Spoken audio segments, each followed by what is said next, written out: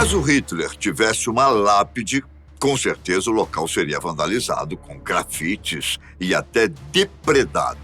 Afinal, o nazista é um dos homens mais odiados da história. Porém, isso não aconteceu. O motivo é óbvio. Adolf Hitler não teve uma lápide ou sequer um enterro convencional. A partir disso, surge uma pergunta. Mas o que aconteceu com o corpo de Hitler? Eu sou Ivan Lima e é um prazer te receber aqui no canal Fatos Desconhecidos. Em 1945, a Alemanha estava perdendo a Segunda Guerra Mundial e encontrava-se cercada pelas tropas soviéticas do lado oriental e pelas tropas estadunidenses do lado ocidental. Hitler percebeu que não tinha escapatória e começou a ficar paranoico. Por isso, buscou abrigo em um bunker em Berlim. Até mesmo seus próprios generais estavam desobedecendo à medida que os soviéticos chegavam. Mas o líder estava decidido a não ser capturado. Lá mesmo no bunker, o alemão se casou com sua amante de longa data, Eva Braun. E então ditou seu último desejo e seu testamento para sua secretária. Na verdade, ele já tinha um plano para tirar sua própria vida. Hitler estava com cápsulas de veneno na ocasião, porém desconfiava também delas por conta das traições de alguns dos seus homens. Para testá-las, ele as deu para seu cachorro Blonde, que morreu imediatamente. Bem, para Hitler, era apenas mais um para sua grande lista de assassinatos. O nazista entrou com sua amada para sua sala e se preparou para o fim. Stalin, o líder da União Soviética, tinha oferecido uma medalha para aquele que encontrasse Hitler vivo. O soviético queria trazer o alemão como um exemplo. Porém, isso não aconteceu. Os nazistas encontraram Hitler e Eva Braun mortos, enquanto a sala cheirava a queimado e pólvora. A mulher morreu por envenenamento, pois não tinha feridas. Já Adolf Hitler tinha um ferimento que sangrava em sua têmpora, ou seja, tinha atirado contra si próprio. Os nazistas, obviamente, não queriam que os inimigos se apoderassem dos corpos. Liderados por Joseph Goebbels, os soldados enrolaram os cadáveres em tapetes, encheram de papéis com gasolina e simplesmente queimaram tudo. Inclusive, tudo isso do lado de fora da construção, enquanto a batalha rolava solta em Berlim. Bom, o corpo não foi totalmente destruído, mas ficou irreconhecível e foi enterrado em uma cratera de bomba próxima. Deveria ter sido o fim da história do corpo de Hitler, mas não foi. Stalin não se deu por satisfeito. O Exército Vermelho cavou e conseguiu achar partes que foram identificadas como restos dentários de Eva e Adolf. Stalin achou que tudo parecia muito o que Hitler gostaria que eles pensassem. Ele havia morrido e não haveria julgamento ou punição. Então, o líder russo negou que o inimigo tivesse partido. E foi assim que começou a grande conspiração em volta do corpo de Hitler. Um mês depois dos restos dentários serem achados, Stalin pediu para que investigassem possíveis meios de fuga que Hitler poderia ter usado. O líder chegou a dizer durante a conferência de Potsdam que ele tinha ido ou para a Espanha ou para a Argentina. Claro que declarações do tipo geram graves consequências, ainda mais porque, na época, ainda existiam muitos que eram leais a Hitler. O ex-embaixador nazista Otto Abetz, por exemplo, começou a confirmar que Adolf estava vivo e se escondendo. Logo, as forças aliadas precisaram lidar com nazistas que não se rendiam, afinal, seu líder ainda permanecia vivo. Os governos precisaram intervir por conta disso, e uma divisão de inteligência britânica decidiu investigar os boatos espalhados por Stalin. Claro que não encontraram uma evidência sequer do líder alemão ainda estar vivo. Mesmo assim, as conspirações não terminaram. Nos Estados Unidos, cartas começaram a aparecer de um autor que se denominava Führer número 1. O homem dizia que era Hitler e que estava se escondendo em Kentucky. Ainda por cima, não tinha desistido da guerra. O Führer disse ter construído túneis embaixo da capital Washington, que estavam cheios de bombas nucleares e que iriam acabar com os Estados Unidos. Óbvio que não era Hitler nem de longe.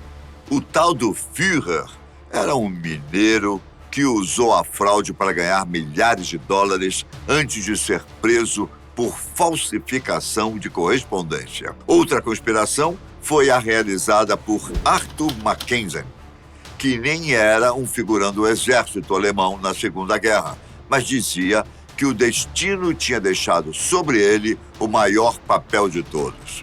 Em 1948, Mackensen falou para alguns jornais que 5 dias depois da suposta morte de Hitler, tinha fugido de Berlim em um tanque, levando Hitler e Eva no processo. Após terem suas mortes forjadas, o casal conseguiu pegar um avião e foi para a Argentina, como Stalin havia dito. A história simplesmente não tinha qualquer evidência clara e muitos nem sabiam se esse tal de Mackensen realmente existia. Algo que ninguém se perguntava era o seguinte: se Hitler não morreu, quem foi enterrado naquele dia? Para os conspiracionistas, isso também foi planejado. O líder era tão paranoico a ponto de andar com alguns sósias seus, a fim de prevenir um assassinato. Talvez um dos sósias tenha morrido no lugar do seu chefe, para que sua fuga fosse acobertada. Depois de um tempo, a maioria dos aliados concordava que Adolf estava morto. Em contrapartida, Stalin continuava em sua conspiração. Isso porque o fato do líder ainda estar vivo dava mais um motivo para que a União Soviética continuasse sua ocupação na Alemanha pós-guerra. O ditador soviético até impedia várias investigações no bunker onde ocorreu a morte, até que chegou um momento em que o russo realmente queria saber a verdade. As forças de inteligência soviéticas pegaram sangue do local e descobriram que era do mesmo tipo de Hitler. Também cavaram ao redor do bunker e encontraram uma caveira que tinha uma ferida de bala. Bom, parece que a verdade era justamente o que os não conspiracionistas diziam: Hitler morreu no bunker. Então o problema foi resolvido? Mais ou menos. Apesar de todos saberem que o ditador estava morto, ninguém realmente sabia o local onde ele estava. Isso porque os soviéticos desapareceram com o corpo. Hitler provavelmente não merecia uma lápide. E talvez ela se tornasse uma espécie de ponte para os neonazistas. Mas as pessoas queriam mais transparência sobre o caso. Claro que não receberiam daqueles que investigaram a morte, pois os grupos eram as agências de espionagem mais temidas do planeta. A história mudou nos anos 90, quando a Rússia deixou de ser União Soviética e se tornou mais aberta ao mundo exterior. Um dossiê chamado O Livro de Hitler foi divulgado em 2005, contendo as informações recolhidas pelos soviéticos. Esses arquivos já estavam nos segredos da União Soviética desde o governo de Nikita Khrushchev, nos anos 50 e 60. A verdade é que a investigação tinha seguido normalmente. Porém, os agentes não queriam mandar apenas uma página do documento para Stalin, dizendo que Hitler estava morto. Então, acabaram preenchendo um pouco mais o relatório com outras informações. O arquivo se tornou um documento elaborado sobre o governo de Hitler e continha centenas de documentos nazistas secretos, além de entrevistas com oficiais alemães aprisionados. O dossiê de Hitler é um compilado completo sobre o sistema político nazista e sobre a decadência mental de Adolf enquanto perdia a guerra. O problema é que algumas informações ali não eram tão precisas, já que os escritores estavam trabalhando para Stalin e, portanto, tinham que produzir tudo pisando em ovos. Isso porque o ditador não era dos mais compreensivos. Além disso, as entrevistas com os oficiais nazistas provavelmente foram feitas mediante tortura, o que tirava toda a credibilidade desses relatos. Bem, voltemos a falar do corpo de Hitler. O dentista pessoal do ditador e seus ajudantes, que cuidaram do líder nazista por anos, examinaram os dentes dos restos encontrados e concluíram que eram realmente os dele. A conclusão apontava para o que a maioria concordava: Hitler e Eva foram envenenados. Adolf ainda acelerou o seu falecimento disparando contra a própria cabeça. Lembra que, apesar de incinerados, os restos mortais não foram completamente destruídos? Então podemos deduzir que alguém recolheu alguns ossos que sobraram. Em 2009, mais detalhes sobre isso foram dados.